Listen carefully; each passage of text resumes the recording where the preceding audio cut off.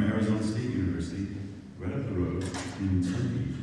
And I'm grateful that Sang-Won reminded me I'm a scientist.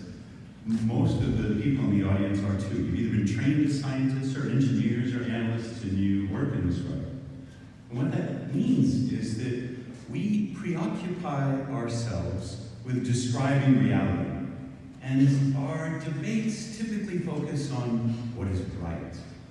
I know that Sang-Won wants to get it right. The story about the renewable fuel standard and indirect land use change is terrific, because it's the first instance that I can find in which life cycle assessment was explicitly written into policy.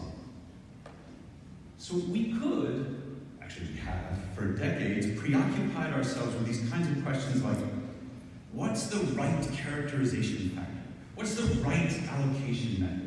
What are the right boundaries? And that was salient in the indirect land use change and renewable fuels standard. It can be informative. Here's the problem.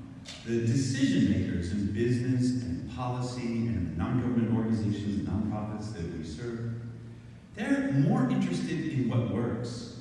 They're less interested than we are in what is right, and they're more interested in what is successful. To communicate in ways that inform the decisions that they make, we have to be willing to speak in terms of success rather than just in terms of what's right. And I think that's what Hassan is getting at when she says the challenge that you give in the conferees is to change the way that they communicate and speak in terms that their stakeholders will appreciate. So we have this dichotomy between right and successful. It reminds me that our entire practice, our whole field of science here, is predicated on a metaphor.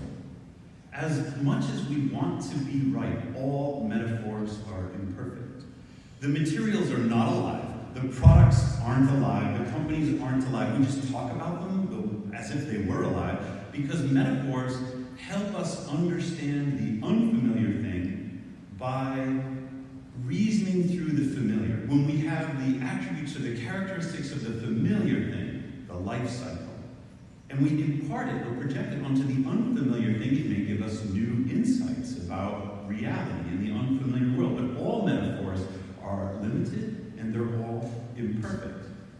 So when I think about the science of life and the metaphor that is at the core of our discipline, it takes me right back to Darwin. It's Darwin's origin of species, and it's the explanation of how life came to be the way it is. We typically, in popular consciousness, condense Darwin down to a single phrase called survival of the fittest. But Darwin never said that.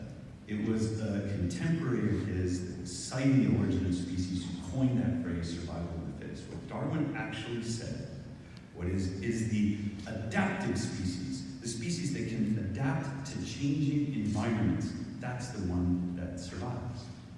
So here we are after 30 years of life cycle assessment, and Hassan has given us an explicit charge to change. As we reflect on the last 30 years, what are we willing to change about the next 30? And I agree with Jim and Hassan. The change is to communicate our successes, not our rightness. Right is communicated in data, but Bruce tells us that the bar charts aren't working, and I think he's right. Success is communicated in stories. You have a number of challenge sessions that you can go to, and you have a challenge from Hassan and I, and that is to think about, to collect, to share the success stories of the last 3 months, the last 3 years, the last 30 years of life cycle assessment as you have experienced it. Share them with one another, improve upon them, and learn how to talk in terms of success. Julie says that life cycle assessment is a superpower, so you're all superheroes. You're qualified by your superhero status to participate in this storytelling, but there's a different archetype that I want you to keep in mind as you're thinking about these stories. It's not the hero's journey. I want you to keep the story archetype of the world the way it is, the world the way it could be. Think about the stories in which life cycle assessment has changed the world.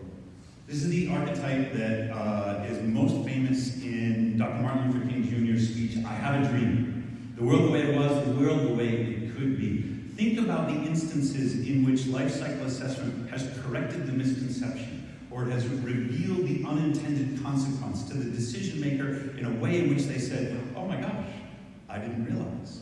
And it changed their mind about the future they wanted to live in. You may send these stories to me. You can send them to thomas.seager at conoscente.net. I will collect them. I'll do a little bit of curation. I'll share them back with the participants of the conference, at least in their raw form. And if we like them, perhaps we'll turn them into what Sang-Won has suggested should be a catalog of success stories in life cycle assessment that we can all share, and then we can all draw upon when we're changing the way